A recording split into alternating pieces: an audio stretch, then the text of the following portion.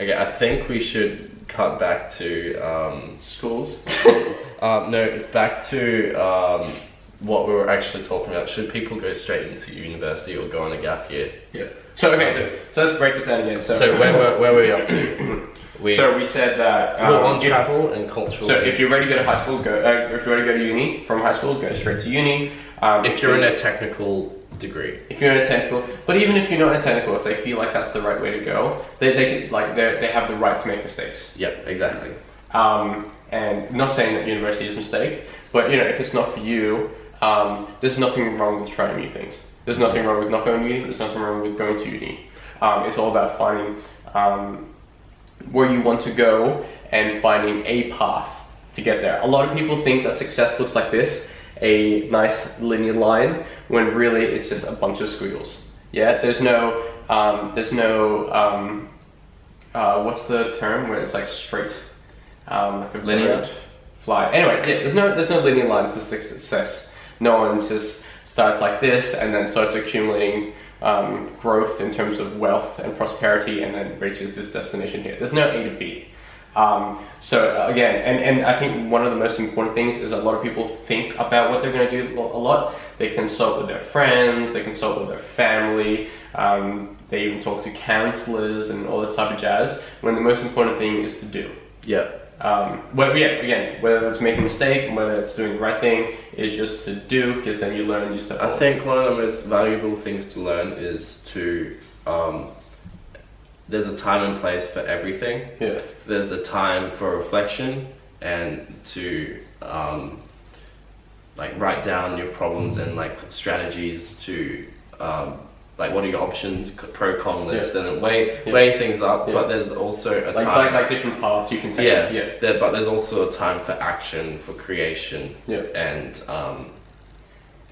so what I'm saying is, like, you shouldn't dwell on things that you can't affect right now. In your life. And as Gary Vee says, ideas are shit, execution is everything. I think it's something that I've had to try to grow out of. Yes, I used to do this. I used to strategize for ages about something that I wanted to do, when if I just started doing it, I would have accomplished it sooner. Because even if I was trying to find the perfect option A, if I went through option A, B, C, D, and then I finally got it in option E, I would have achieved that quicker than just trying to find the perfect A. And I think that's really important. A lot of people, a lot of people are scared of failure. Not because of the failing itself, but what other people are going to think about them. So my advice for you guys, so going back on that, is whether or not you go to uni or don't go to uni or this or that, you have to go through a phase of self-actualization. So sit down by yourself in your room, or drive up to Mount Tambourine, or whatever, but it has to be by yourself. That's the most important thing. By yourself, throw on some earphones. Music. Throw on some earphones, sit on a park bench, grab a pen and paper, and then just start everything that's on your mind. You cannot think when your glass is already full, right? You can't add any more information. So hold that thought. You have to go through that stage, and then you will start painting. What you have to write down is the everything about yourself. So the good, the bad, the ugly, things you like, things you don't like, things you want to change, things you want to prioritize, things that you can let go of, things that you're wasting time on. Write everything down, and then you start to paint a picture about yourself. Because I think a lot of people in our day and age, they don't spend a lot of time with themselves. Even though they might be by themselves in their room or by themselves in their desk, they're still on social media talking to everyone, right? So I think a lot of people need to be used to being by themselves, and then start doing. Don't think about the perfect A. So while you're doing, you can also have times to reflect on what you're doing and how you can do things better. There has to be it's not that you have to choose one, like do or think. You can do both simultaneneously. So you have to go through that process of just doing, making mistakes, going through failures, not giving a fuck what anyone else has to think about, what you're doing as well. Yeah, I think a lot of people, not only about the failures, but they're also worried about people judging what they're doing. It's the typical, like movies where like a big footballer or whatever, like a jock, wants to do dancing or singing or something like that. A lot of people are scared of what other people are going to think, and they're also more scared of what are they going to say when you fail. So again, same thing, execution is key, but start formulating ideas after you've identified who you are and who you want to be. So that's basically the main steps that you should do if you're graduating, if you're in year 12 right now. I think a way to picture what you think as success is, I elaborated on this a bit before in a previous vlog, was picturing your funeral in 3 years' time. What your friends are going to say about you, what have you achieved in terms of career, because your career is pretty much it's your life's work. It's your life's work. Yeah, exactly. It's how you're giving back to the world. Exactly. So all different facets of life, what have you achieved in 3 years' time, and how will you be remembered? And how have you affected the people who care about you? Or just everyone in general. I think, I think affected the world. In general. So I think one thing with the funeral analogy, the reason why it's so good is because it changes perspective. I think, it's not about what someone else's, or what someone you perceive as successful. It's about what you personally see as successful. But and also with that, you can start throwing away the garbage. It doesn't matter who Johnny's kissed or what car you want to buy next or stuff like that. Like you're not going to think about that shit on your deathbed as well. So it's another thing. I really highly recommend 7 Habits of Highly Effective People, because this is all kind of elaborated in it. To all the books and the people and stuff, we're gonna link them in the comments below, in the info box below as well. 7 Highly. In the 3rd habit, he has this graph, the 4 different quadrants. So break it down. You've got your urgent and your important things. So x-axis and y-axis. And in the first quadrant, you have your urgent and important things. So your wife has called you, and she's having a baby now. We've got to head to the hospital. That's the red quadrant. That's the must do right now. But in the not urgent but important, that seems to be the thing that we often neglect. It's the book you've always wanted to write, so you don't wake up in the early hours of the morning to finish, because you have to go to work and do the urgent and important thing of getting money to survive. And then we also often go to our fourth quadrant, where it's not urgent, not important. I'm going to go out on the weekend and I'll feel good.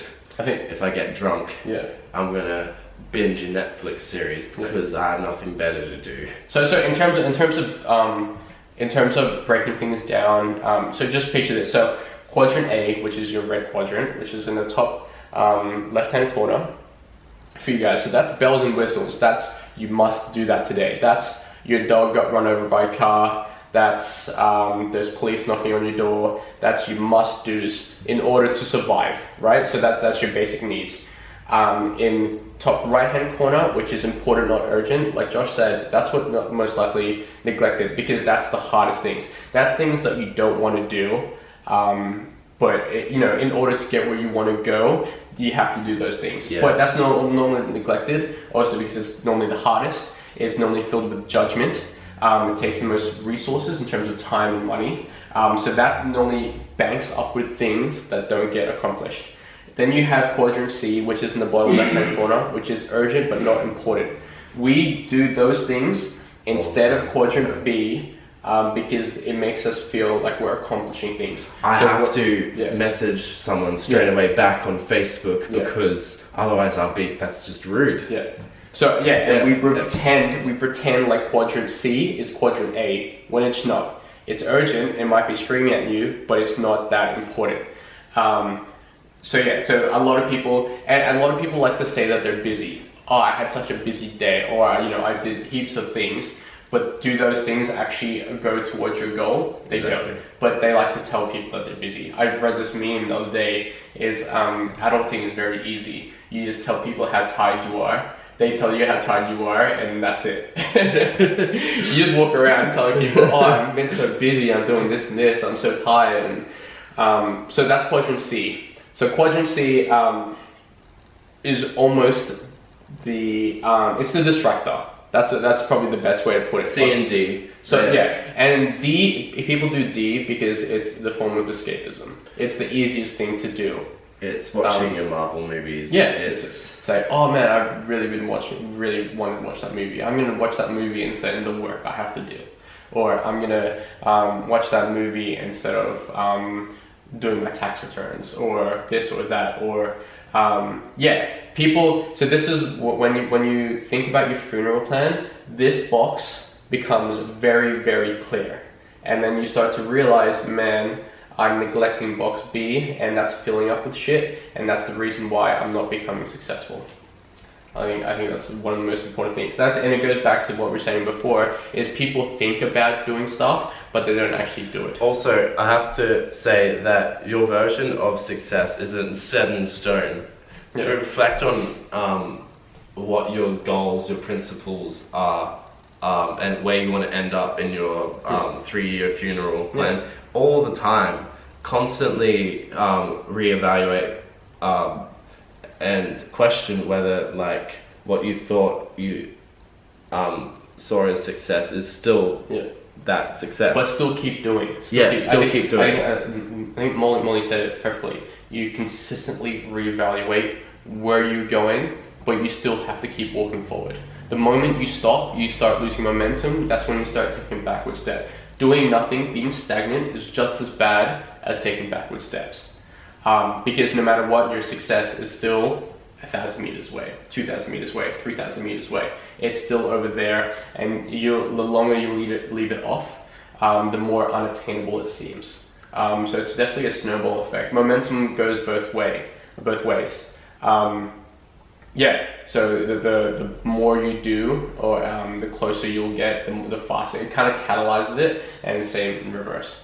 Like Molly said, constantly reevaluate where you're heading, but still move in that direction. So unless something drastically changes in terms of experience, the path in where you want to go, your definition of success normally is in the same vicinity as where you were going 2 years ago. But also, one of the things that should be important to you, but not urgent, is, so quadrant B, is new experiences, which have the potential to change perspective. So I think why we keep going back on perspective is the derivative of everything we do. So perspective equals thought changes intent equals action. Nothing is done in this world without intent. So that's why every time we go back to changing our perspective, the funeral analogy, putting things in the 4 quadrant, it always goes back to making sure there's clarity in your perspective, so your actions reflect that. And also, it's kind of a contradiction. Before we're talking about how religious rituals are repetitious. And in our society, repetition is kind of frowned upon because it's not new. There's no growth. It's no growth. But there is a fine line, like repetition in regards to learning or memorizing and living those life lessons that you've learnt. That is good, but repeating the same thing over and over again, thinking of getting something different, is the definition of insanity. Exactly. So going out every weekend, expecting that, I'm gonna meet the love of my life. No, I think a really good example is if you don't study for an exam and you fail, and then you go to the next exam and you still don't study, and then you expect to pass. I think that's a really good one. I think people are expecting. I think it goes back to, it kind of relates to what we're talking about in terms of the bastardization of art and how it influences the perspective on society. is one thing, especially in Western culture, is the expectations that everything is going to be okay. So a lot of people expect that you work enough, you work good enough, you do this, you do that, you stay as a good citizen, that everything's going to be fine, that you'll fall in love, you'll get married, you'll get your dream job, you get this, you get that, when that's not the case. You work the same way as you're working now. In 10 years time, you're going to get the same result. Things are going to stagnate, things are going to be monotonous, and nothing will change. So I think there's that thing in the movies, how there's the struggling damsel in distress and something happens and then all of a sudden they have a fairy tale ending. That's not the way it is in real life. Let's go, Pete.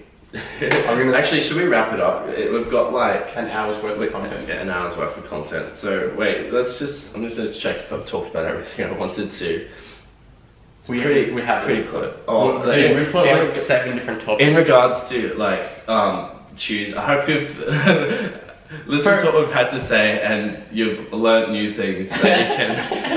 I hope to yourself. I hope so. I hope so. But like we've gone through the different aspects, different things that you should think about before making decisions. Yeah. And we've gone through processes that help guide that decision making process. Yeah, exactly. Yeah, so different tips and tricks. Yeah. Should we plug social media quickly? Go for it. So first of all, I don't know about you, I really like this podcast format. Yeah. We're allowed to just blurt out whatever we want. It's a lot more natural. We're not doing other things like when we're vlogging and stuff like that. I really like that. I think we should do more of this, at least one podcast a week. Yeah. So tell us guys down below, or just give us a thumbs up if you guys like this podcast format, or if you prefer vlogging or this, or a mixture of both.